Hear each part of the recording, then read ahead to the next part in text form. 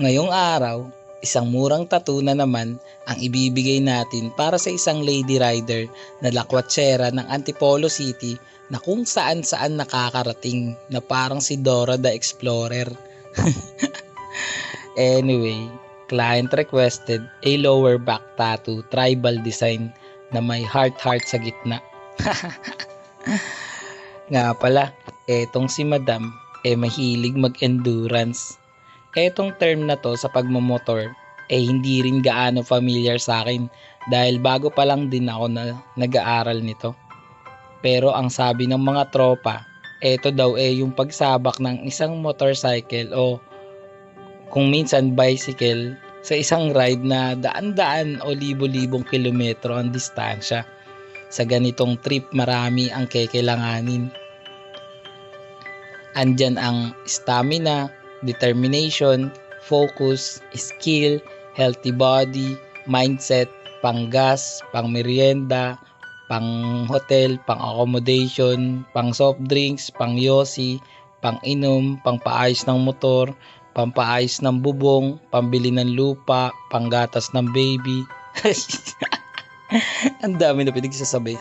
Basta yung iba, yung mga nauna lang, yun yung talaga yung mga kailangan doon. Kasi nga, syempre, pag nagbiyahe ka, magugutom ka, mauuhaw ka yun. So, kailangan mo ng mga basic na yun. Yung tattoo video, pero usapang motor no? Nakaraan nga pala, kagaya ng pagtatattoo, bigla ako na lang naisipan na mag-aral magmotor. Actually, madali lang siya in theory. Nag-aaral kasi ako sa YouTube, pero tinawanan ako ni pinsan. Kasi daw, iba pa rin ang matuto ka sa kalsada mismo. Yung hawak mo yung talaga yung motor, kumpara dun sa actual. Kaya, totoo nga din yung sabi nila, na di mo maiintindihan ng lubusan ng isang bagay hanggat di mo pa ito nararanasan first hand. Ako, nasa 2 weeks na ako nagpa-practice nito, pero di ko pa rin gaano master. Manual kasi. And honestly, gustong gusto ko na tong matutunan ng mabilis.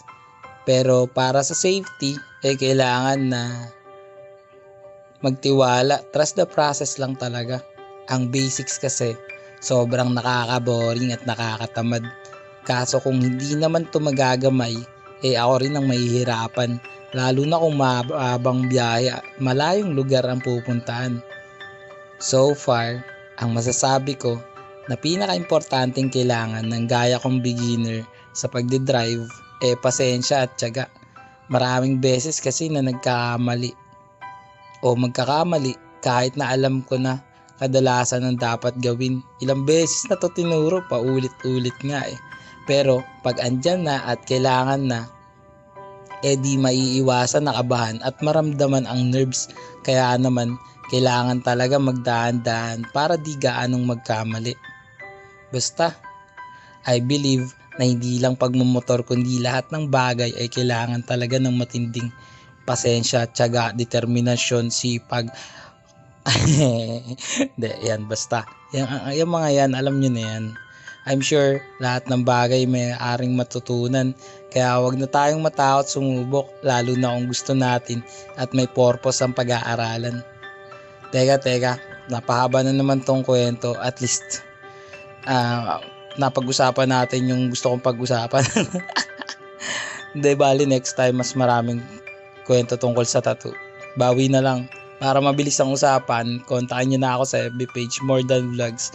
Text o tawagan ako sa cellphone number ko 0970-825-0395.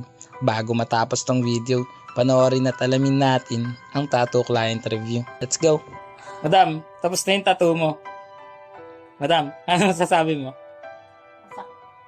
Nagustuhan mo ba? Rate mo na yan, 1 to 10. 10. Yun o. Ulit ka pa ba? Oo, dito naman sa likod.